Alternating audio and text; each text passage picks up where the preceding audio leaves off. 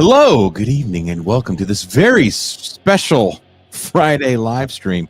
I am your host, Jason Miles, here for another episode of This is Revolution Podcast. While this is a special Friday show, we will be back again at our regular time at 9 a.m. Pacific, where I'll be joined by the TIR crew to discuss cultural appropriation. It will be fun, I promise. So, if you dig this listener-supported programming we have here on TIR, think about becoming a patron for as little as $3 a month or $30 for the year. You can make sure TIR can continue this breakneck pace of shows. Now, today we're talking about Howard Stern. Is he calling it quits?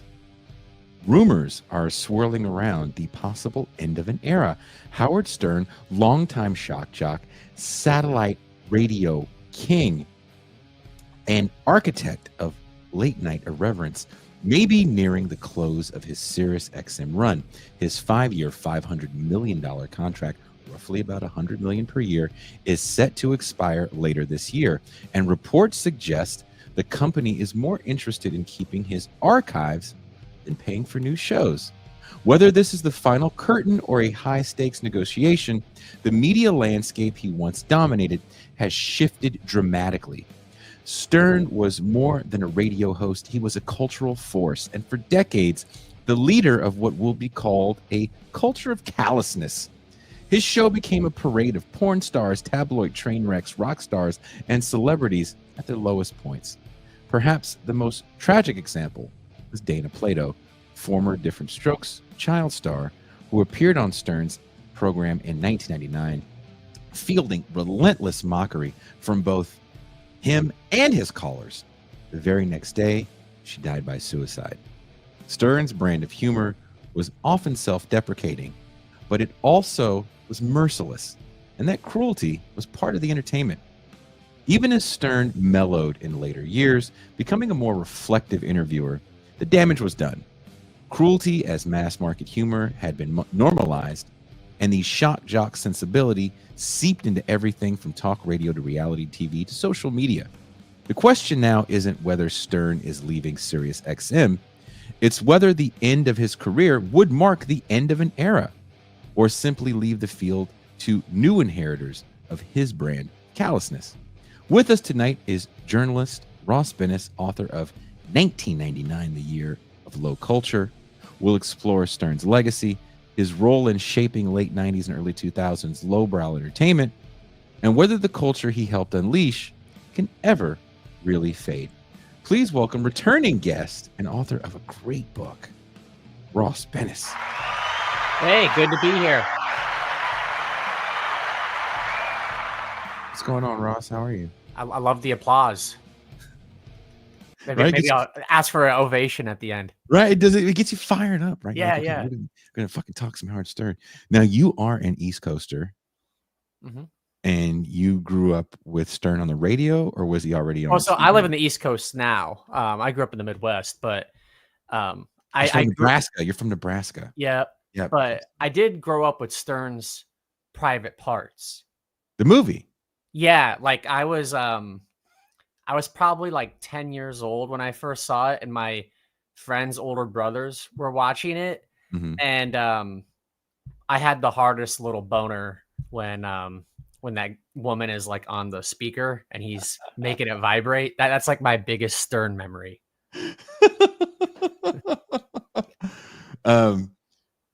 But you were a fan of the show, or more so the movie, because the movie, well, I guess the movie is him. It's his life.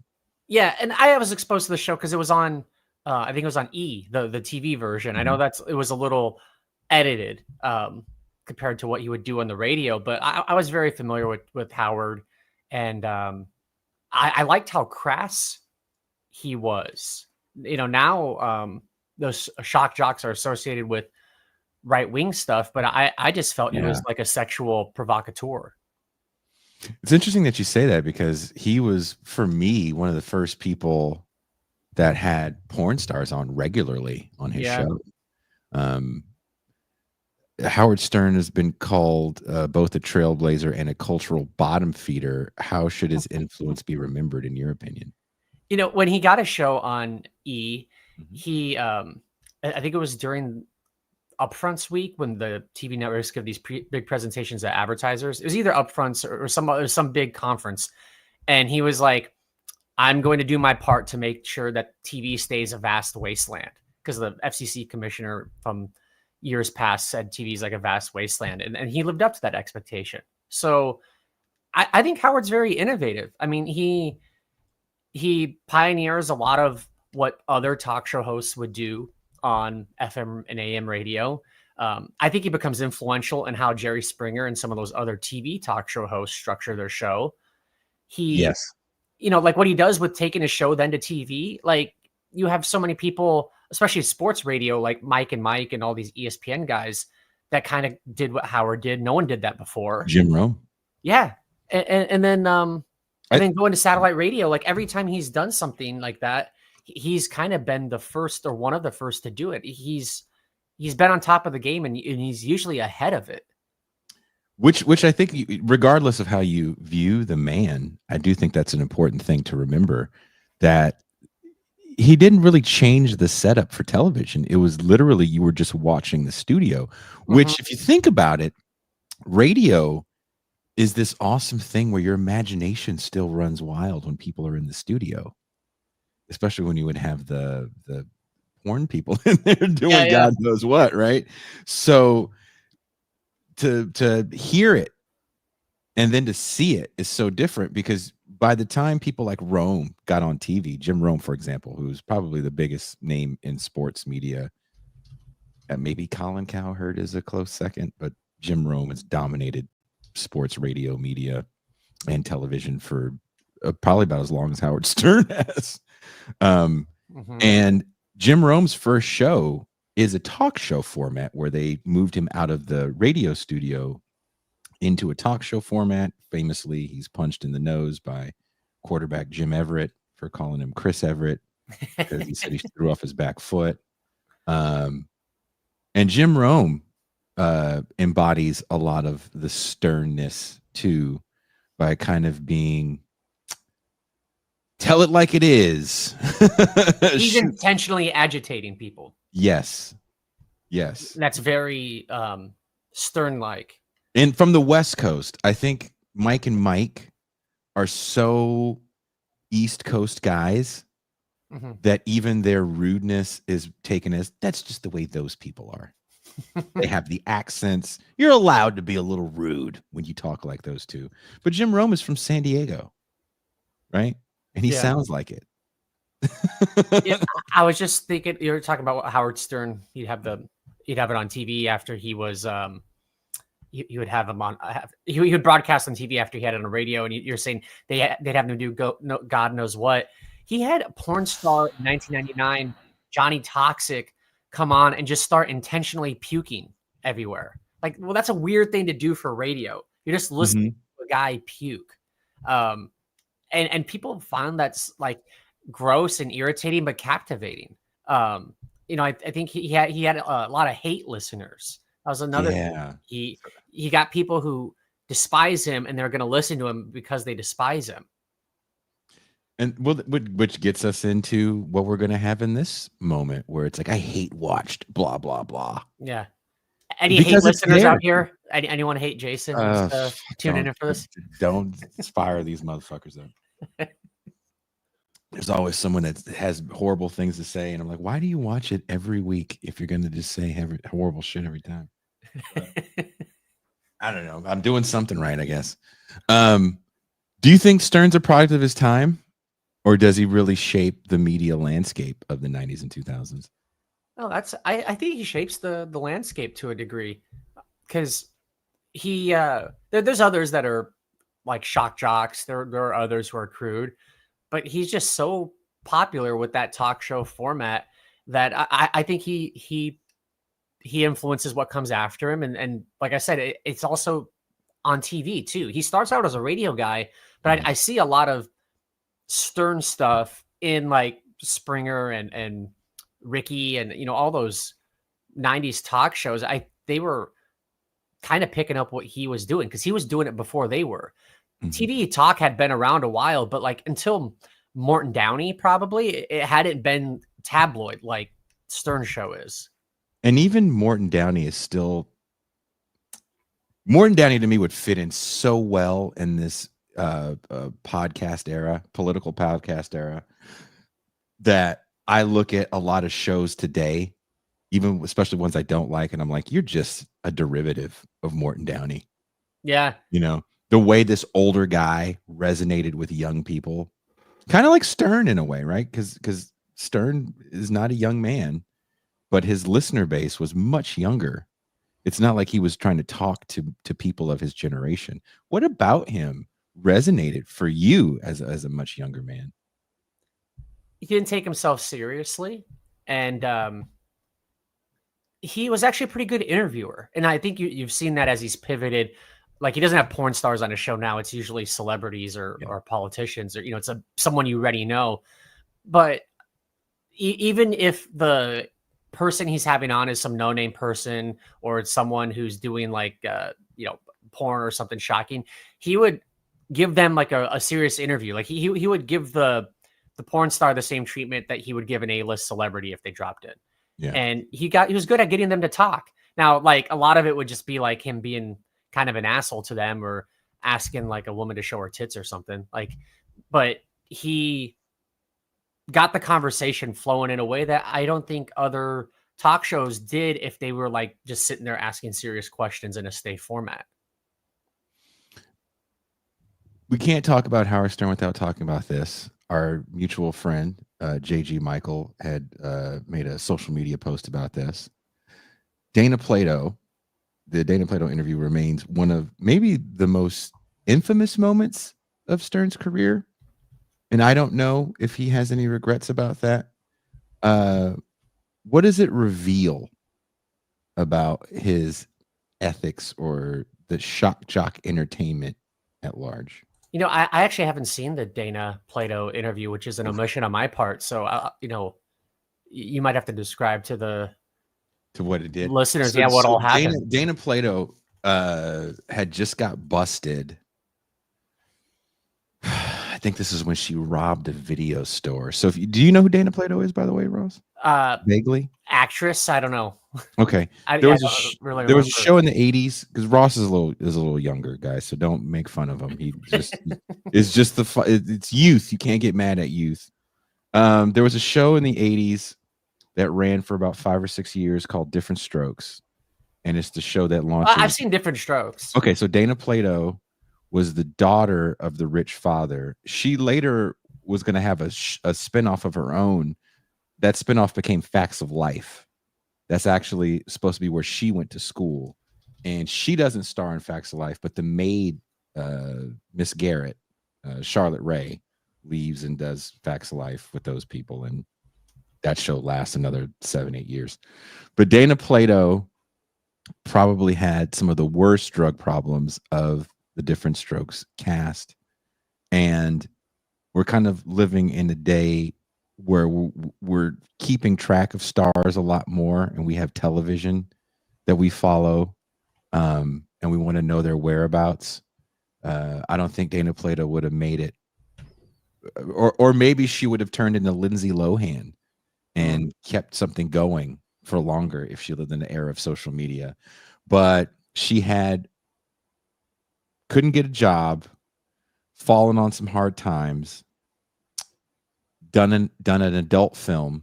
When I say adult film, I mean like Cinemax kind of adult film. I forget what it's called. And then she had like robbed a liquor store. And the reason why she got caught is because the person said, "You're that girl from that TV show." Like, damn. Yeah. And this is one of those things that famous people talk about. We can't get regular jobs because then we'll never get roles again. Yeah. Because once you're recognized as, the waiter, well, you're never going to get a role again. And she had claimed she was clean off drugs. She was not. And Howard Stern and the callers, remember, he's screening these calls, just ripped into her for being a loser and a drug addict. And her whole thing was, no, I didn't do drugs. And I'm so so clean that you can take a sample of my hair and test it. And they were like, okay, we're totally going to do that. We're going to find drugs. And they did. And they just kept fucking with her and fucking with her. I don't think he's solely responsible. JG does. I do think if she was on the ledge, they gave her a pretty good push right off. And she does kill herself the next day. Wow. That's, you know, if you're already in that spot, going on the Howard Stern show is a risky proposition because, like, yeah, he's you know, he's not Oprah. He's just gonna be provocative. I feel like no matter what the situation is. Mm-hmm. But that's a crazy story. That's a hole that I wasn't familiar with all that. It's it's so sad that it's part of the Dana Plato made for TV movie. that she's so crestfallen because also she's looking at going on the Howard Stern show as a way to maybe show the business that she can do it again, right? And I just don't think she could take the abuse. Now, I don't know if Howard Stern has pulled that episode. I wouldn't doubt it if he did. I've never went to go look for it because it's kind of sad seeing someone at that point of their life. But that's also kind of who Howard Stern dealt with to a certain degree, a certain kind of person that you can make fun of, that we felt we can make fun of this guy, which I don't know if you can do that the same way. And in all fairness, he seemed to have grown out of it in the last 15, maybe even 20 years or so. Well, his show is it's been different in the last at least 10 years.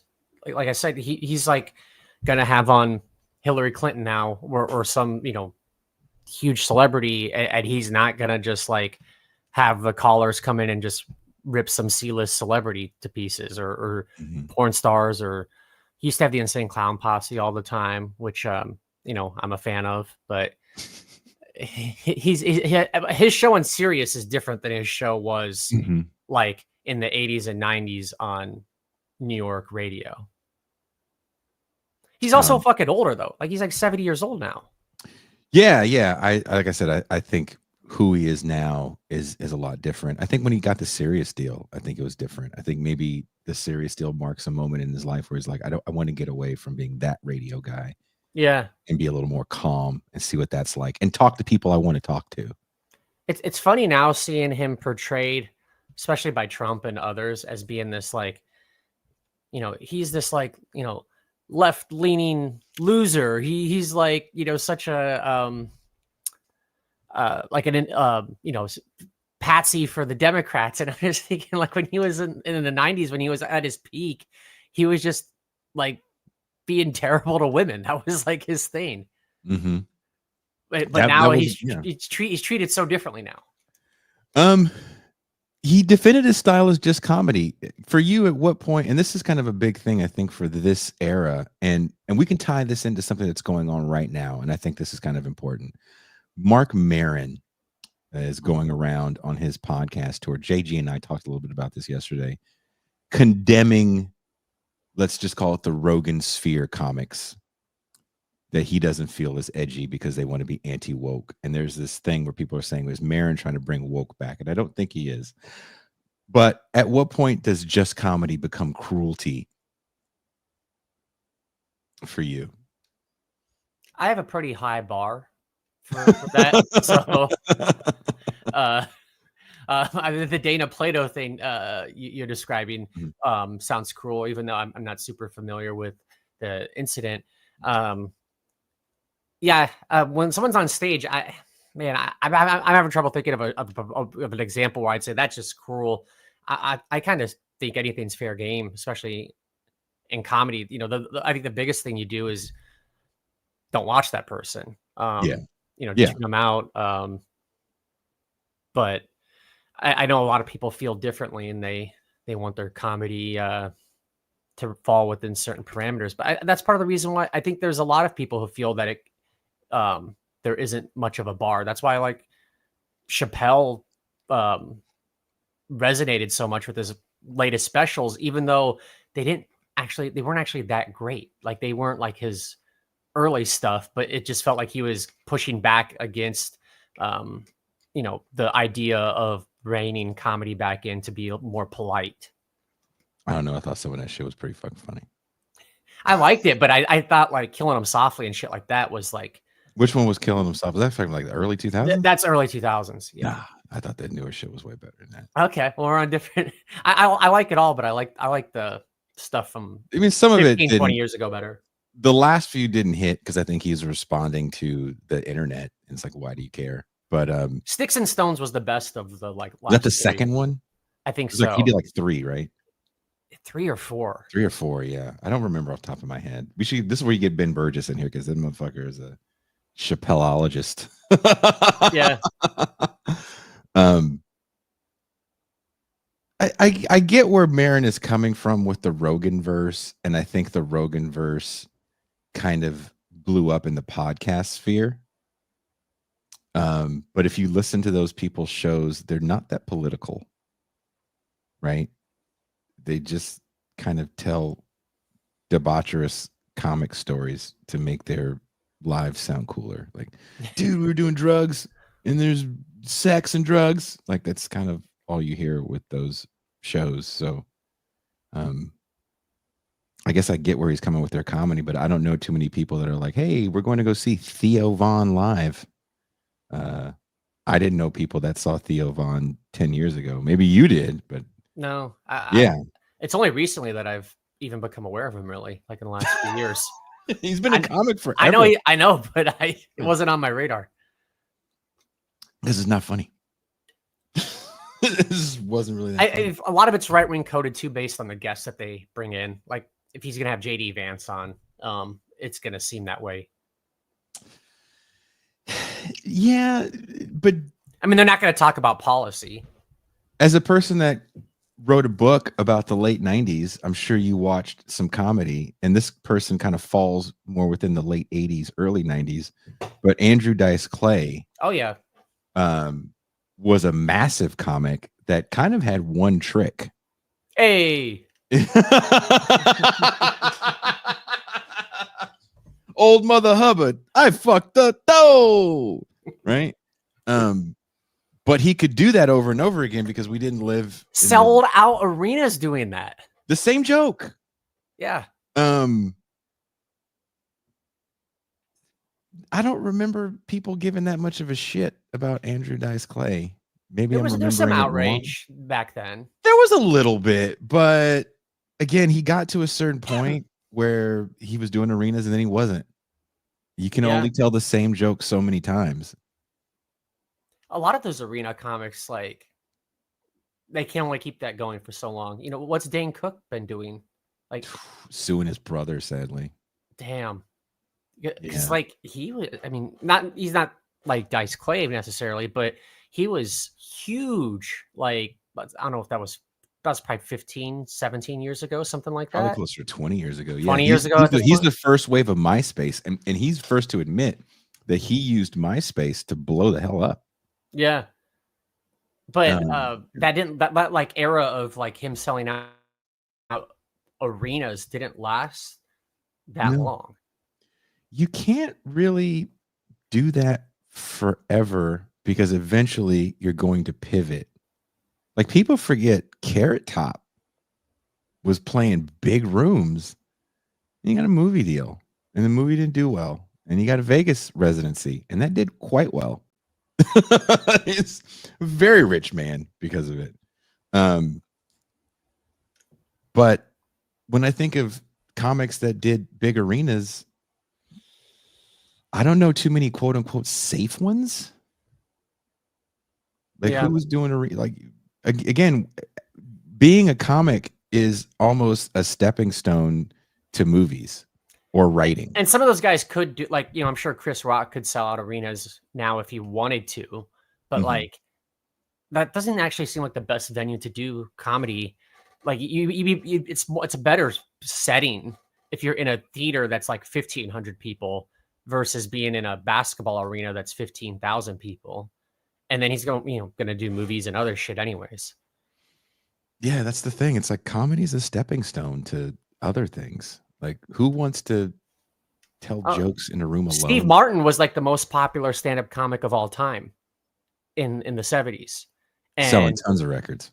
yeah, and doing arenas, and then he just gave it up and did all of his other shit, like his movies and writing and banjo playing. Um, he walked away from that at the peak of it because he just didn't want to continue to do that forever.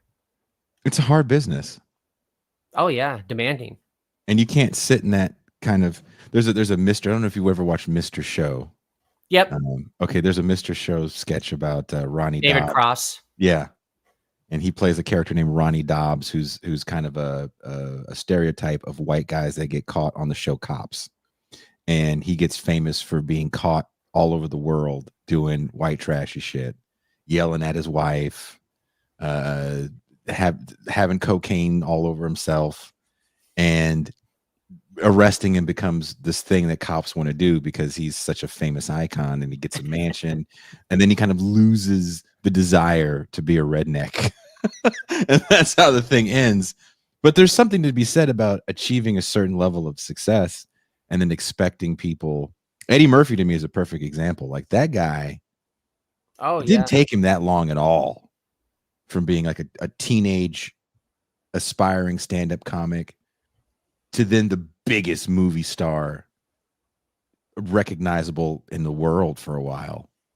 And now he's just, super calm in his house recording reggae records that no one's ever going to hear. Hey, he's had an interesting career. I think it's crazy that he's come back and done these movies after not having done for a little while, and then he's doing like one with Pete Davidson of all things. Yeah, I haven't seen it yet. Have you seen it? I haven't yet. Eddie Murphy was my favorite. I think Eddie Murphy kicked in this door. Like, we talk about black cinema and what kind of killed the super N-word, and Spike Lee definitely tried, but I think nothing killed it like Eddie Murphy in 48 Hours when he comes in that bar with all the rednecks and said there's a new sheriff in town. I'm an N-word with a gun, and I don't give a fuck. That was like the coolest thing in the world for me to hear as a little kid. And I was like reeled into Eddie Murphy because he was cool. He didn't have to coon, and he was like cool, funny. Like Beverly Hills Cop for me is just hilarious. I don't know if that movie, Beverly Hills Cop, 48 Hours, those are great. Coming to America, love all that shit. The Raw stand-up special. Yeah. But apparently he still does comedy, but he just doesn't do it for the public because I think he's uncomfortable. But I don't know if you watched any of his acceptance speech when he won like a Mark Twain prize. Did you see that? Last thing I saw of him being interviewed was on Comedians in Cars Getting Coffee. Oh, was it funny? It wasn't that. It was okay. Those episodes are kind of hit and miss. Jerry's chemistry and actually the worst episode of Comedians in Cars I've seen was his one with Howard Stern. They seemed like they just hated each other by the end of it. Really? Do you think it was a bit? I think it just was awkward between them. Like Stern was kind of trying to be funny, and Jerry didn't seem to buy it as much, and they just seemed kind of annoyed. Maybe it was a bit. If it was a bit, though, it wasn't a very compelling one. Like, it was just, it was kind of a boring episode. It's like, oh, these guys aren't riffing off each other at all. Going back to Howard Stern, Stern once represented a cutting edge of uncensored subscription-based content.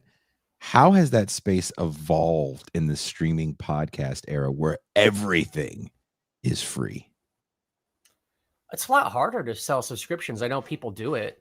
I've been on shows even that it'll be subscription based to get that particular episode, but that's tough when everything's free and everything's all over the place. It's harder to have exclusivity now than it was even just a few years ago. Like Spotify signed all those deals. The biggest one was Rogan when they were going to be exclusive and only on Spotify. And that didn't last. Like, a lot of those people got cut loose. And then even with Rogan, his stuff's on YouTube and elsewhere. Yeah. So because you still want to grow the audience, even if that's a talent that you're representing. So To have a subscription, I feel like you need to be like kind of niche and be hitting a very specific itch for those viewers. If you're like a mass mainstream sort of show and you're just reaching as many people as possible, there's no way you're gonna sell a subscription. Like New Heights with the Kelsey brothers, like that wouldn't work well as a subscription. You know what I mean? You're making me think of music festivals. I'm, working Coachella and then working something like EDC is amazingly different because EDC actually has more people that show up than Coachella in a much smaller area. So almost 200,000 people concentrated in a freaking racing track in the late spring in Las Vegas compared to like 100, maybe 15, 20,000 people. I know the attendance is slightly going back up to where it was when I was there 6-7 years ago. And one of the things I noticed was you were guaranteed a certain kind of attendance when it was a niche show. If it was a rave, you're going to sell it out every time. Nobody would drink, but you're definitely going to sell it out every time. If it was a specific kind of music genre event, sometimes those things would work a little better than trying to have the all-encompassing thing, because that just costs a lot of money, and we don't live in an era of mass culture anymore. So what does everybody dig? That's the bigger question. Well, because you could go after people who are really into that thing, even if it's not the most popular thing out. Mm-hmm. If you're going niche, like that, I think those niche interests are the ones that are the strongest with people. Like, because you're hitting something that's kind of tailor made for your interest. That's way different than like the sitcom that 40 million people watch casually. How do you feel about that change? For the most part, I think it's good because it has more people producing programming. It allows more different flavors of programming to appeal to like interests or voices that weren't being heard before. The downside is there isn't like the water cooler pop culture as much outside of some sports. Like the NFL is like as popular as any sport has been in my lifetime in America. Yeah, it's still pretty popular. We did a show about that Wednesday about streaming and the NFL. If you guys want to check that out, we actually talk about kind of my fears about where the NFL is going, because it is the last big cultural moment. The cultural commons, if you will, is being enclosed by venture capital and streaming services that are just mining data. So you are laboring in your leisure. They also have a stake now in ESPN. Yep. Kind of a conflict of interest there. We went into all of it. You should check out the show, Rose. I forgot that you're a sports guy, and you actually said that you would be down to join me on a sports show. I forgot that you said that. Yeah, I used to work for Deadspin back when it wasn't a piece of shit website, and wrote sports stuff for all sorts of publications. College football is like the thing I'm most into, and that's just due to upbringing. Like if you're from Nebraska, that's like Lincoln is the whole state goes to Lincoln on Saturday.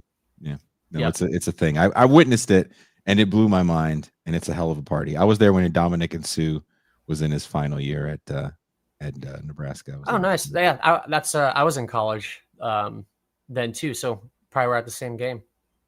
It was. I wasn't at the game. We were just outside. We were in Lincoln. There's a venue that we played in Lincoln that was pretty big. Was it the zoo? Keep going. There's like the zoo bar. There's the State Theater. No, it wasn't State Theater. There's another one. I swear it started with the Z, but not the zoo. Maybe it was the zoo. It's kind of like a this is killing me. I'll think of it, and then I'll ask you if that's it. Okay. God, what was the name? Because I'm getting Lincoln confused with Omaha, and these are two very different places. Platforms like YouTube, TikTok, and Patreon have replaced radio as the main stage for edgy content, Would Stern's act still be shocking today, or would it just be lost in the noise? I don't think it'd be shocking. And part of the reason is for what the groundwork he laid and all these people who came after him who were influenced by him. It's hard to be shocking now. I like that someone says Old Deadspin was the only sports website they would read back in the day. Old Deadspin was great. Even before I wrote for them, like when Will Leach was there, that was good stuff. But anyways, I don't think Stern stuff would be necessarily shocking today. I think he would fit in well, though. I think you would. And he would adapt. Yeah. You think the public's tolerance for mean humor has changed since Howard Stern's heyday? Yeah, there would be probably even. Well, I don't know. He had a lot of. I was gonna say there'd be more outrage now, but I think about it, he had a lot of outrage at the time too, and that was actually what propelled him a little bit. I think he got people to listen to him every time he was fined by the FCC. It was like a badge of honor to say "F you" to the man. Mm-hmm. Let's go with this guy who's fighting back and giving him hell. My dog's name is Cooper. Saw the chat pop up on the screen. For Cooper Cup? Did he win your fantasy league and you named your dog that? Yeah, he led the league in receptions. Cooper's a good guy. He gets mad when I'm working for too long because this is him nagging me because he wants me to play with him. Gotcha. I'll be done. Just chill out. Cooper's like, I want to hear shit about Howard Stern. Yeah. He wants me to go watch TV with him. That's what he's doing. He'll just do this shit for like 20 minutes. And usually it works. Because I'll just be like, all right, you've been nagging me. You want to sit on the couch with me? He's a good guy. That's an interesting thing you bring up about Howard Stern, because I wonder how he would react, because the internet is kind of also what you choose to see. So do you think he'd be one of those guys that just doesn't have social media? I don't even know if he has social media right now, does he? I'm not aware of him having social media. I'm sure there's like accounts that exist for the show. Yeah. Like there's probably like a Facebook page or something that Sirius operates, but I've never seen like Howard Stern himself tweeting or, Facebook commenting on anything. Like I don't think he ever got into that. But if he was young in his career now, I feel like he would kind of have to. Like all those podcast guys that are huge, they're online. Like, how would it change? How would it change if he had to interact? Because that's the big reason. As someone that's gotten to know some older bands, one of the reasons that Slayer quit, they're like, we don't want to do these fucking meet and greets. This isn't fun. We got to show up hella early, and they've been doing it for a long time. It's less exciting when you're 60 versus like 25 or whatever. I also think it's not where you thought you were going to be in your career. Like, you're like, look, we've gotten to a certain point. We're playing this size room. We're getting this kind of money. But if we want to keep it going, we have to be, ambassadors. Mm-hmm. And we never signed up to be ambassadors. We signed up to be pirates and badasses. And caring about what people say online, caring about what I say is antithetical to badassery. That's what PR people do. But if Stern was like 35 now and fresh in, like, he's just kind of getting his show to grow, I feel like these social media platforms would be a place where he could get the new callers to make fun of. Like it would be supplying him stuff to little banter to talk about, but then also people don't probably call in now. I mean, like you don't have a hotline for people to call his show. Mm-hmm. They would tweet at you or comment on your YouTube page, and that would be the replacement for that mechanism. Now, his interviews have shifted in tone in recent years, more long form, emphatic, and celebrity focus. Was this adaptation to the times, or do you think it's a betrayal of the original show? Ooh. Yeah, he's definitely moved on from the original show. I wouldn't go as far as betrayal, but he's abandoned it, and you only want to do that probably for so long, though. I imagine that would get old doing the show that he did in the 90s, to be doing that in your late 60s every day sounds exhausting as hell.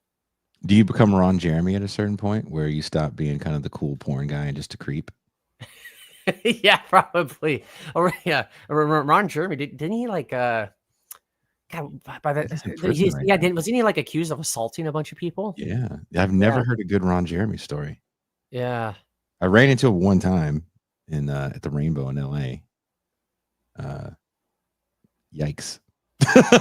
That's all I got to say Well, about isn't that he guy. like isn't Ron Jeremy like fucking brain dead now or something like that? I think he tried to use it as an excuse on why he Oh, was just grabbing titties. gotcha. You know, sometimes just got to grab. I'm old. Looking for my cane. Ron Jeremy was the final participant in a stunt to see how many so before Bonnie Blue, this is where I'm going with this. Before Bonnie Blue, like, fuck the most guys in a day or whatever, a bunch of women in the 90s, porn stars, tried to do that same thing. And most of them went on Howard Stern's show, including Annabelle Chong. So Annabelle Chong tried to bone the most dudes in a day. She talked about it on Howard Stern. She talked about it on Jerry Springer. That's the type of guest he would have. Come on my show and talk about how you're going to blow 400 guys in a day or whatever. And Ron Jeremy was the final guy to do her. That was like what he wanted for that whole thing. He didn't want sloppy seconds. He wanted like sloppy, like 350ths. Where she's good and warmed up. Yeah. She knows what she's doing. She's got to form down. This is going to happen. Someone just yelled out, Annabelle Chung. a fan of Miss Chung. He's been waiting for that name to be called. I think birds chirped a little louder in his neighborhood. So, but would he stay kind of in that porn realm, you think? Because that's still a realm that doesn't have a lot of outsiders in it, I feel like. The porn world. It's like either you're a porn person or you're not. Maybe it's a comfort level for them. And Stern really was a guy that was not a porn guy, other than a fan of. Yeah. He didn't come up in that world. The porn stars were easy booking for him. They got something out of that too in the promotion of whatever the hell they were doing. But now, yeah, I don't see porn stars on the biggest podcast now, like the porn stars were on show, like Stern's radio show. Like Rogan doesn't have like the biggest OnlyFans person on or anything like that. But again, I think that goes to what you were saying earlier about people having a niche, and with satellite radio, part of satellite radio was I think Playboy and Penthouse. And, porn stars. There's tons of podcasts too online of like about the porn industry. Yeah, and it seems like, it's just listen to porn on the radio. Like, we love dicks. Oh, dicks. We had like 12 dicks yesterday. It was great. There's different kinds of dicks. It's like a buffet. You ever have a dick buffet? I love a dick buffet. And you're like, who the fuck talks like this? I've heard women talk. Maybe you need like one day a week. Like you have your sports show. You could have your porn show. Yeah, your porn show. I mean, look, if I could find someone in that world that wanted to talk about that world that way, where it was like extremely not honest, this show would shoot off into the stratosphere. Like whoever is gooning to the idea of fucking a porn chick talking about a dick buffet. You just need to find your dick buffet. That's all you need.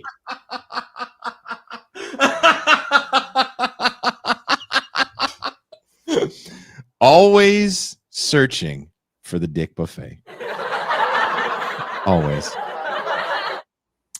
If Stern leaves Sirius, is podcasting a natural next step, or would he struggle to compete in a crowded field? Yeah, podcasting would be the natural step. I think there's two other possible steps. One is just doing less or even retiring because he's fucking old. He's in his 70s now. Like he's been there, done that.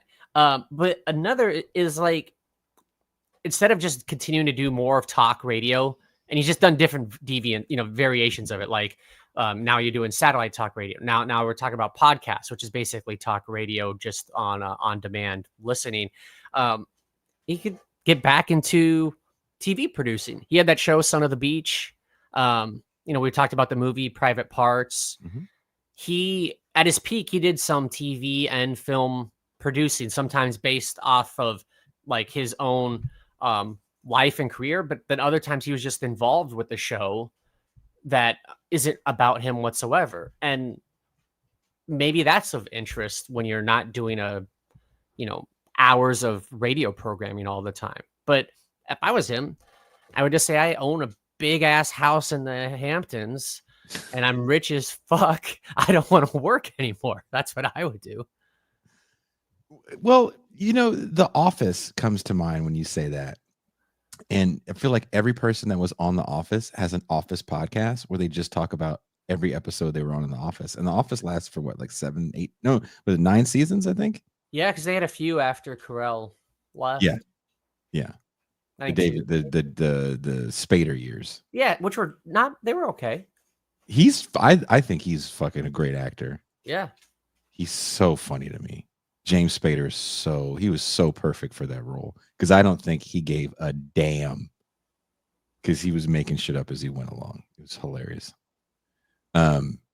But is that what Howard Stern would do? Just go through the archives and be like, in 1994, this is what we did, and let's relive. That's the saddest option of all of them to me. That he's just doing like the nostalgia fest of his glory days. That's sadder to me than like if he like goes and has a podcast and just keeps producing shit, like current shit. Yeah, because every time I see a clip of him, it's him talking to Metallica, and I'm like, how many times does he have Metallica on his show? Like he said Metallica on quite a bit. Yeah, Metallica when Ozzy was like a healthy guy or healthier. Yeah, I feel like him or Sharon, like he had the Osbournes on, one of them often. Yeah, he had his recurring guests for sure. I mean, Ozzy at one point in time was a cultural phenomenon for letting people in his home. I can't remember if we had celebrities doing reality television like that, where they weren't failed. They weren't on their way out. It was just like, this is a guy that's relatively well off, and we're going to see what his rock star life is like. And it was dogs shitting on the floor and him kind of running around drunk. Sharon! The Osbournes was a really influential show, really. Not just with the celebrity stuff and the idea of being in their house, like which later became a whole show in its own with Cribs. They're like the precursor to the Kardashians and all that other stuff that came afterwards. You do talk about that in your book. Yeah. Yep. I think I agree with that. And I don't know if Howard Stern wants to do that. I think Howard Stern gets to live in a certain world of kayfabe where he doesn't have to let people in. And he's one of the last people to do that. As we're watching, you and I were talking a little bit about Terry Bollea, Hulk Hogan. As we're watching these people die, these people that we're seeing pass on didn't have big social media presences. As far as you have to see every aspect of their life. Now, Hogan had a reality show a la Ozzy after Ozzy, but it was called The Hogans. It's not their name, but it was called The Hogans. And did you get an insight into their life? Again, according to Brooke, who did an interview recently, no, not really, because the Hogans made it seem like their life was good. And she was like, no, our life was horrible. His wife fucking hated him. So it's all kayfabe in a certain aspect. And Howard Stern, I feel like if he goes, no, I'm going to bow out, I would understand, because this media landscape, again, is very different. You have to be interactive in a way stars 20 years ago did not have to be. and he's the last of that crew of people that's like, you don't know shit about me. You don't know where I live. You don't know if I'm dating anybody or married. You don't know shit. He would And it's not want to like, be physically around people either. He's like a giant germaphobe. I mean, imagine what his life has been like for the last 50 years. He's been in radio for at least for the last 40. Yeah. Yeah, it was God, he had some of his first stations like in upstate New York. That was that was before I was alive. So that's what I'm saying. It's like, I don't think these people want to get into a world that's a little more interactive, where people aren't going to want to listen to you be a character. That's what like with the porn stuff. Mm-hmm. They're characters, and sometimes they even use their real names, but they're not. Come on, they know what the deal is. Yeah, it's a dick buffet. Every day is a dick buffet. That's your next book. Every day's a dick buffet. I was just thinking, there's a Gabby's Dollhouse a song that goes, "Every day's a sprinkle party." And I had that in my head with dick buffet. Every day is a dick buffet now. That's what happens when you have these conversations and you watch a lot of children's programming during the day to keep your Well, don't sing that one when you're dropping your kid off at Yeah. the daycare center, because then you're going to get a very uncomfortable note. But I think your kid's too small to talk back, right? No, she's ready. Got a lot of attitude and fire. Oh shit. She's not even 3 yet. She talks a lot. Don't sing the dick buffet song. Yeah, no, I can't. I know it's going to slip out. That didn't sound right, but you know what I mean. Everything I said sounded horrible.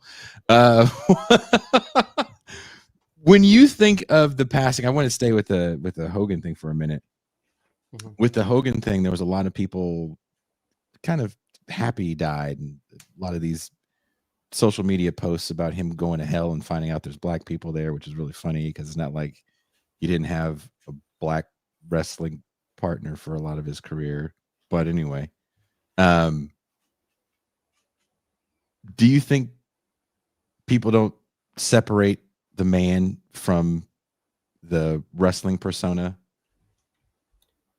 It's hard to separate them, and part of that is like the way Hogan has presented himself for so many years. I mean, he was the Hulkster even when he wasn't out of the ring. Even when he was out of the ring so often. He argued in court even that when he was on Stern's show, this is relevant to Stern, that when he was talking about this, because he's in a lawsuit with Gawker Media because they published the sex tape of Hogan doing the wife of Bubba the Love Sponge. Mm-hmm. And the Gawker lawyer says, like, well, you talk about your sex life publicly for millions of people in the Howard Stern show. Why is this a private matter now? And he says, well, that's not my sex life. That's Hulk Hogan's. Hulk Hogan has a 10-inch penis. When I said I had a 10-inch penis, I was talking about Hulk Hogan's penis. That's not my penis. That's not Terry Bollea.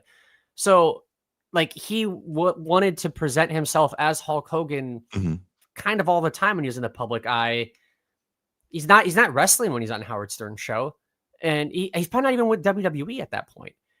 And yet he's, saying, well, I was Hulk Hogan when I was there. I'm only Terry Bollea when I'm like in my house, basically. That's where it's different. That's when you're invading my privacy. When I'm outside, I'm Hogan.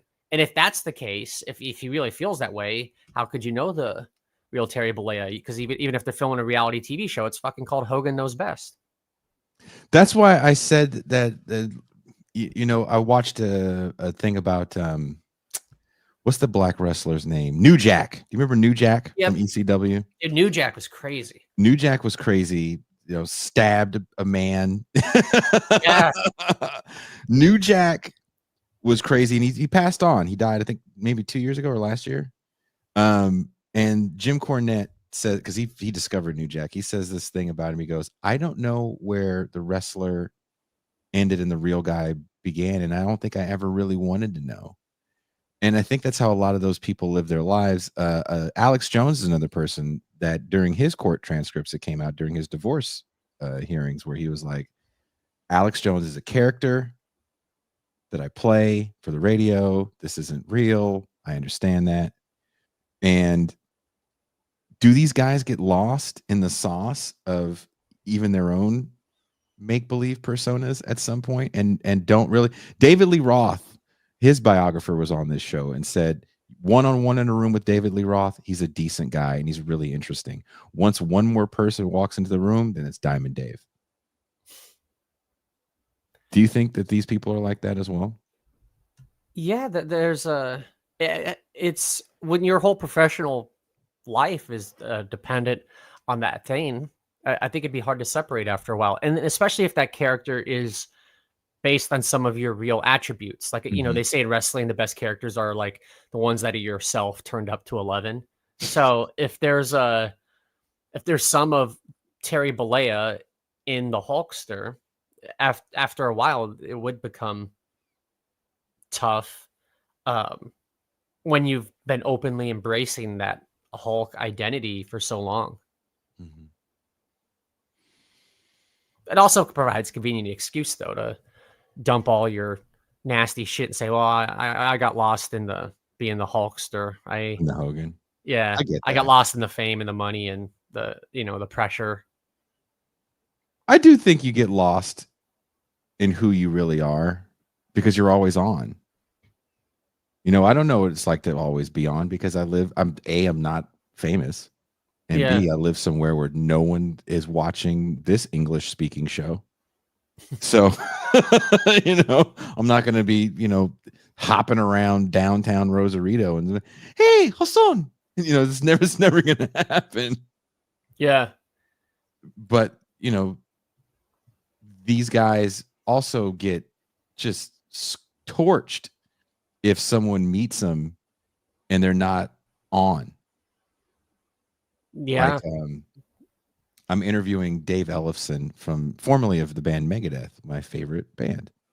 And I met him randomly at, I think, the Beverly Center when I was on tour like 10 years ago. And I totally fanboyed. I walked up to him and was like, "Excuse me, Mr. Ellefson, I don't want to bother you." I think we were at the same food court. "I don't want to bother you, but I'm a big fan." And he was just really nice. Maybe it's the Midwestern thing in him. He was like, "Oh, geez, what are you doing here? Oh, you're in a band? Oh, no, what's the name?" Like, just super nice, right? Like, I wanted to walk away, and he was being super nice, and I kind of ran away from him because I was also like, I can't believe I talked to Dave Ellison. But that's my only interaction with that guy. I could have walked away. He's like, "Another N word comes up to me one more time. Can you get security?" Like, I don't know what he said after that. I don't know if he's a piece of shit to his family. I don't know. You can ask him if you're gonna have him on. Oh, if he called me an N word afterwards? Hey, Yeah. Dave, did you call me an N word afterwards? We coming for you, nigga. There it is. You guys are waiting for that. And Hulk Hogan is not a little man. I met him. He definitely wasn't 6'7" because he can't stand up straight when I met him. But he's a big dude. He's still muscular, or was. And you know who the fuck he is, even if he doesn't have that dumb half bald wig on. You know who the fuck Terry Bollea Hulk Hogan is. So you kind of have to always, you go to get your car washed. You got to be on. Pick up your dry cleaning. You got to be decent. Because there's people that are pieces, they're dicks. Football. What's the linebacker that played for the Raiders that spit in JJ Stokes' face? Bill Romanowski. Oh yeah. Oh Used yeah. to live- He was a mean guy. He Shit. was not. No one liked. He lived down the street from me when I lived in Oakland. I used to live in the Montclair district of Oakland when I was a homeowner, and no one liked Bill Romanowski. Not one person that had to deal with him in the community. They were like, "Oh, hated him." Good linebacker though. Yeah.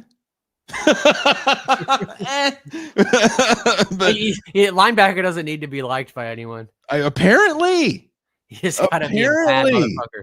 he was just like, nobody dug that dude. Yeah. So I do question the fact, like, do you feel you have to always be on? And who really suffers to me is like the person's family. Yeah. Wrestlers from that era were pretty dysfunctional. Like, My God. more so than I think the wrestlers now are. They did so many dates. I mean, you talk about always being on. They would do like he'd do like 150 shows a year probably at the Yeah. peak of Hulkamania. So they're doing tons of house shows, and in addition to like every TV taping. Now like does Roman Reigns even wrestle 12 matches a year? You know what I mean? Like he has other appearances too, or even if he's not wrestling, but it's a lot different now and how demanding they are physically and on the road. Those guys wouldn't see their families for like 3 months Mm-hmm. in the 90s and 80s. I don't think that No, happens as much yeah, now. I think they were gnarly dudes. Look, did I want to hang out with Hulk Hogan? No, he seemed like kind of a sad man when I met him, and I didn't really care, to be honest with you. He was Stardust at the time. Dustin Rhodes, that motherfucker seems like a fun guy. Gold Dust, right? Goldust, yeah. Yeah. That yeah. dude is fun. Gold Dust, I love that character. What a strange, like, he did all that like weird shit with like his like little like homoerotic Yes. gesture. I thought he was funny. He was he was a wild boy. That guy seems like some fun to hang around with. Hogan, not so much. But again, I look at a guy like Howard Stern, taking this back to Howard Stern, and not just the media landscape changing, but the way you have to interact with people has changed so much. The growth that Sirius was able to achieve under Stern is kind of astronomical when you hear those numbers. What is like a 500% increase during his time with Sirius as far as the listener base? You're serious though. They had a big growth at one point because they're coming from a small base, but they've been plateaued for a while now. I don't know what their end game is going to be or what they're going to do. And then even like Sirius and XM used to be different companies too. There used to be different services. Yeah. It was a merger. Yeah. There's a merger, and it's still a company with some serious structural issues, and that what they were paying Stern, like it was reported like $100 million a year. I don't think they could pay him anything close to that on a new contract like that. That's just unsustainable at this point because they're not adding listeners like they had been. I think I don't know what they have, probably like 30 some million subscribers. It just kind of stayed there. Yeah. So where does he go? That's what I'm saying. Like, I think you just kind of go to pasture. Maybe you do things when you want to do them. If you're really that bored, you can put together a radio thing or a podcast TV thing if you give a shit. But maybe, you know what? I think in closing, we've been talking about an hour. Ozzy Osbourne, someone else you're very familiar with, had the greatest farewell and the only farewell show I can think of. Can you think of anyone else in any entertainment art form that got to say goodbye like that? No, because usually when they say goodbye, they come back. How many farewell tours do so many bands have? Or they're dead. Like the concert for George Harrison was great, but he's dead when they have it. Yeah. So does Stern have his goodbye? Again, I'm a big Megadeth fan, and their upcoming record, they just said it's going to be our last 40 years. We're calling it quits. How true is it? I don't know, but these aren't spring chickens anymore. There's only one original member. I couldn't name one person in the band now, outside of Dave Mustaine, and they're going to hang it up. And I'm sure they're going to have packed shows. They're going to charge double now for the meet and greet because it's going to be the last time you can meet and greet them. The merchandise is going to be the last time you buy it, so that's going to go up in price, and there's going to be a massive resale market for it that they'll probably flood with back stock that no one knows is back stock. So it'll be a possible money-making venture for at least a year and a half to 3 years, depending on how you stretch it out. Is this what Howard Stern does?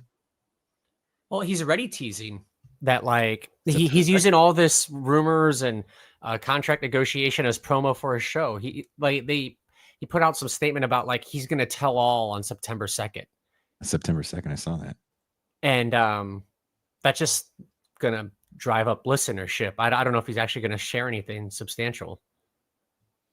He could just kind of keep teasing it like that for another month till the end of the year, and then go, all right, they didn't re-sign me, I'm out. Yep. But isn't there something to be said though about now having the big send-off goodbye, because we saw Ozzy do it and it was kind of beautiful. I don't know if you watched any of the Ozzy stuff. I saw a few clips online. Like I saw Jack Black playing, and I saw another one. I just saw like 2 songs, I think. You saw Steven Tyler with do the Led Zeppelin songs. I didn't see that. You should watch that. Okay. I have it. I'll have to find it and send it to you because it's kind of badass. It is pretty good. I didn't know Steven Tyler could still, because he's 70 something himself. Yeah. He's no spring chicken. And Aerosmith had to call it a day because of Steven Tyler. I do feel like Stern's probably still negotiating though. I don't know, like all this stuff that's in the press feels like it's all being used as part of his whatever you want to call it, farewell. Like he's still putting the pieces together on this. Is there a next Howard Stern in today's media, or has that shock jock format been permanently absorbed into mainstream entertainment? I think it's just, yeah, I think that format's fully absorbed. If you had a new Stern, someone like that right now, I just don't think they would stand out amid the noise. It's hard to stand out now. You know, Rogan is probably the most popular, but he's doing something different than Stern for sure. Very different. Very different. I would say Rogan is closer to Charlie Rose than he is to Howard Stern. Yeah. I mean, because Charlie Rose, that makes sense because he has someone on to just sit there and talk for 90 minutes, right? Yeah, and with the black backdrop, you know, you don't need anything. It's just you and I having a conversation for a couple hours or an hour. Howard Stern is a circus. It'd be weird to run a podcast like the way his show was. We try. Nice. We try.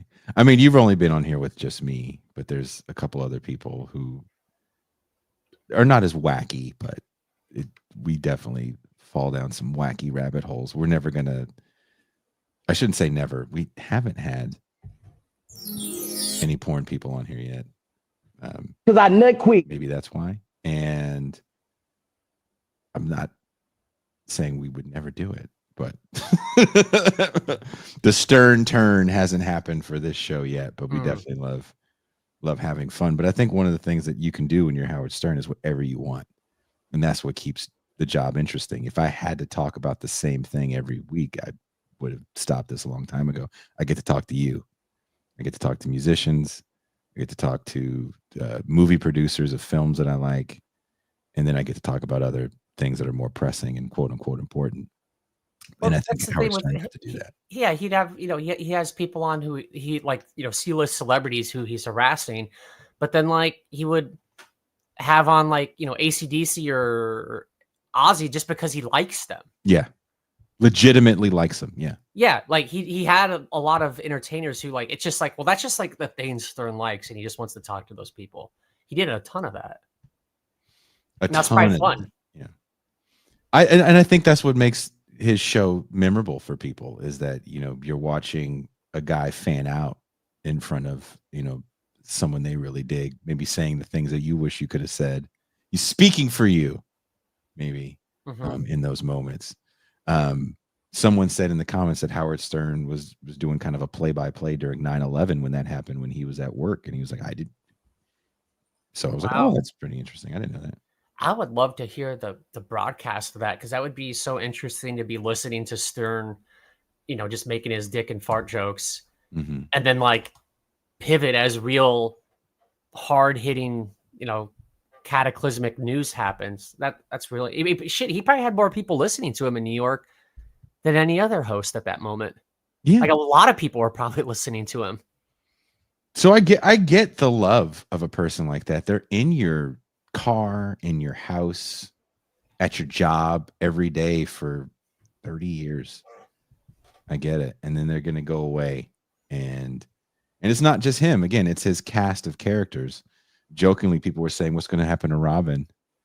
And for me, that's why Robin and Howard Stern were on the thumbnail for this show.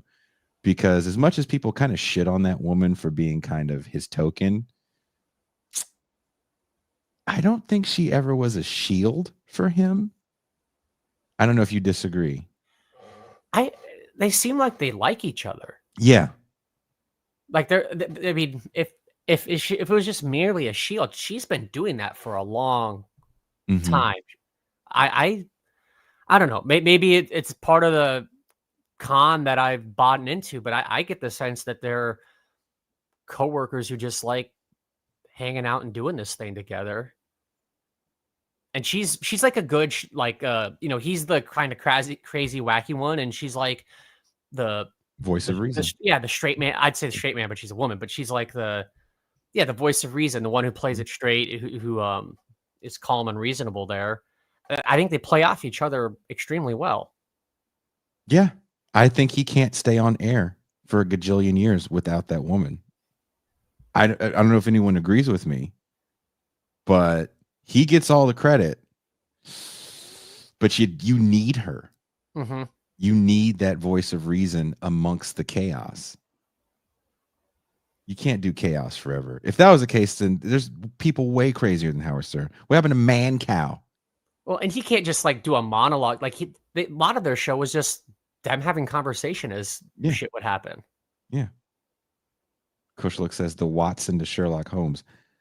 I think so. And I think both of them have to go. Yeah. I was thinking like Ed McMahon. For like that's a really good analogy. Really old people. I wouldn't have used that with you because I would assume you didn't know Ed McMahon like that. Yeah, but Ed McMahon got to do his own thing though with Star Search, and I don't know if Robin's ever been able to. I don't know if she can do what Ed McMahon did with Star Search, where for the time that was a show, that was Ed McMahon's thing. Yeah, it was way more low budget than the Tonight Show, but that's Ed McMahon's thing.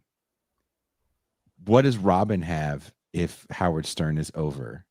Can she hold a show down on her own? Because if so, and this is where it's sad to me, it would be extremely different. It would be probably closer to some MSNBC stuff. Well, it'd be like how the Steve Wilkos show is way different than the Springer show. It spawns from Jerry Springer, but like the Wilkos show is like way more serious and like not about fighting and sex like the Springer show. But yeah, someone says Man Cow was a douche. Do you remember Man Cow? No, God, you're bringing up a lot of things that I should know but don't. He was around the same time as Howard Stern. He did a big stunt where I don't know if you remember, Bill Clinton famously had a $100 haircut or something like that, and then Man Cow got his hair cut, I think on the Bay Bridge or Golden Gate Bridge during rush hour, and caused a big kerfuffle. Just kind of that shock jock era, like what wild wacky thing can I say? Again, I don't think these people exist in just wild wacky crazy shit. You have to put something together. You have to put a cast of people around you that works. And the Stern universe has a cast of characters around it that works very well. Yeah, wasn't Artie Lang part of that? Yep. Yeah, there's been other. So he's had some people who have used that to leverage into other show business stuff. Mm-hmm. But Robin is his Scottie Pippen. Yep. And Scottie didn't win a championship without Jordan. What does Robin do without Howard? Probably retires to her own mansion in the Hamptons. Yeah, her own compound. Yeah.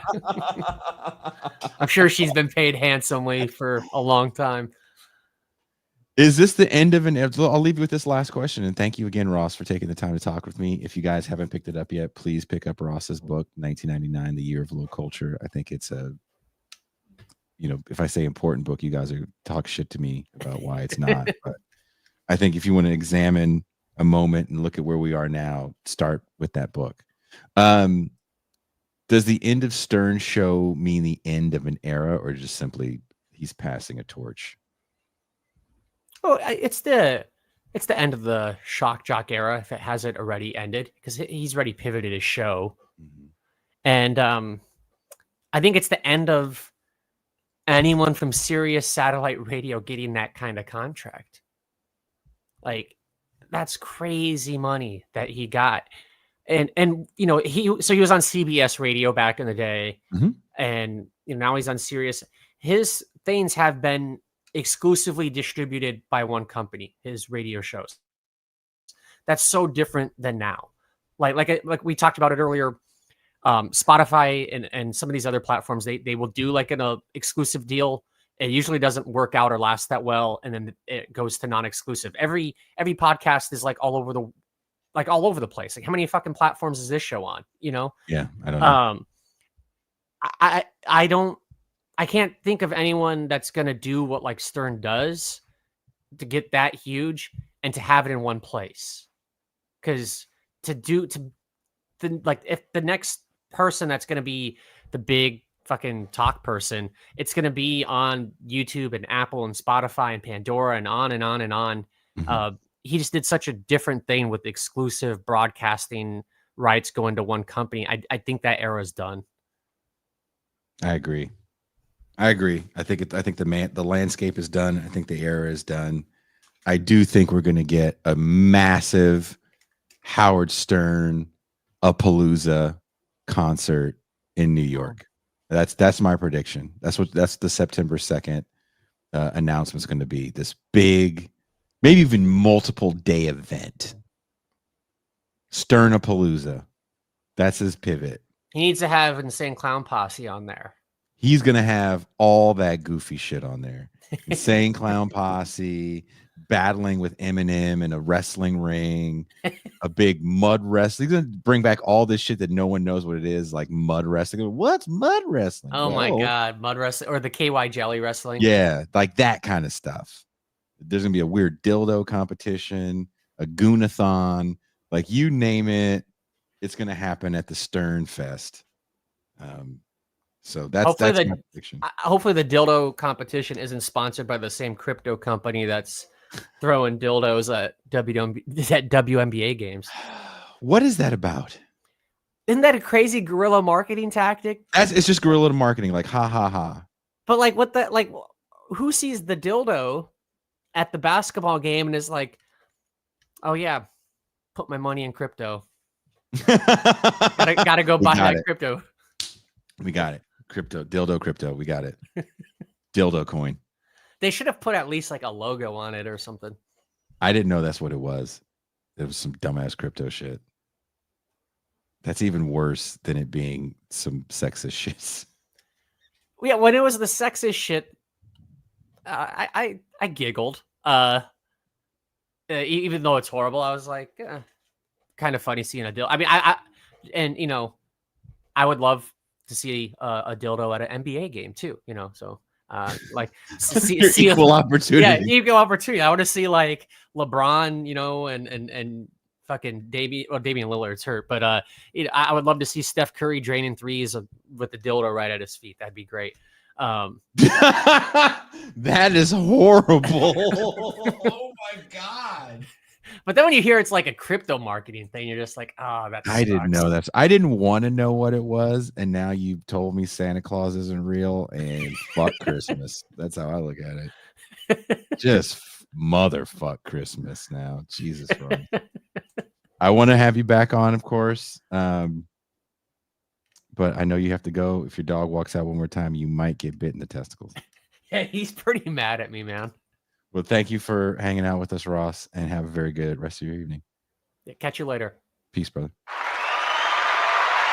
I like Ross. I think you guys should read Ross's book. It's a really in-depth look. Kind of an important point in time. You want to, how do we get Donald Trump? How do we get Joe? How? Read his book.